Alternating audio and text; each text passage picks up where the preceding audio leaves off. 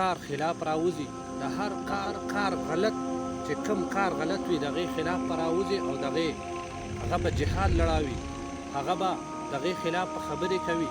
زما محترمو نن سبا که موږ سوچ وکړو په سوشل میډیا باندې د علماو خلاف کېږي، داسې نور قسمه د علماو بد ویلې کېږي، د هغې خلاف څوک راونوتل، هغې ته چا اتکړی وانچولې. نن سبا چې زموږ علما حق بیاني، د نبي علیه الصلاة والسلام احادیث بیاني، د الله رب العزت قرآن مجید بیاني، د هغه خلاف اتکړی جیلونو ته ور واچولی شي. نن په لاهور کې غږ په اسلام آباد کې جنکۍ راوتې وې چې हमारी جسم او हमारी مرضي د هغې خلاف څوک راونوتل او صرف د علماو برته راوځي. بربنډې جنکۍ راووتلې، د هغې لاسو ته چا اتکړی وانچولې چې د نبي علیه الصلاة والسلام ورثه دي رالګي، حکومت هم رالګي، هغې لاسو ته اتکړی چې د هغې خولې بندول غواړي.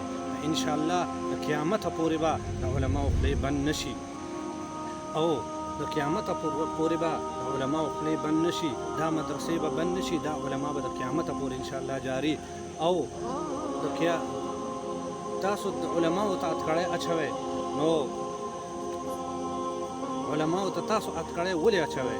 علما خو د نبي علیه الصلاة والسلام وارثان دي او د کومې پورې چې دا بزرګان شیخان او علما په دې دنیا باندې وي تر هغې پورې به قیامت نه راځي.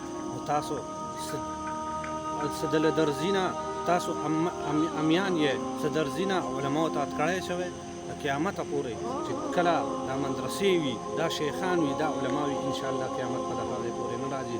زما محترمو د علماو خلاف مه راپاڅئ، د علماو سره کلک ودرېږئ، مضبوط ودرېږئ چې دوی څه وایي دا په حقه دي او تاسو په غلطه یې. د امیان هېڅوک هم نه پوهېږي بغیر د علماو نه. ستاسو نکاح څوک تړي، ستاسو جنازې څوک کي، تاسو له په منبر باندې دا مسلې څوک کي، تاسو له په محراب کې دا منځونه څوک کي، ستا نکاح څوک تړي چې ته علما راپاسې اتکړی ولا تړي، ستا نکاح تړلې چا ده؟ ته سوچ وکړه ځان ته که نه. زما محترمو نو زما خواست دا دی چې علماو پسې بد مه وایئ، علماو خلاف چرې مه وځئ، علماو ته اتکړی مه اچوئ. دا به زموږ په دنیا کې هم په کار راځي او په آخرت کې به هم انشاءالله په کار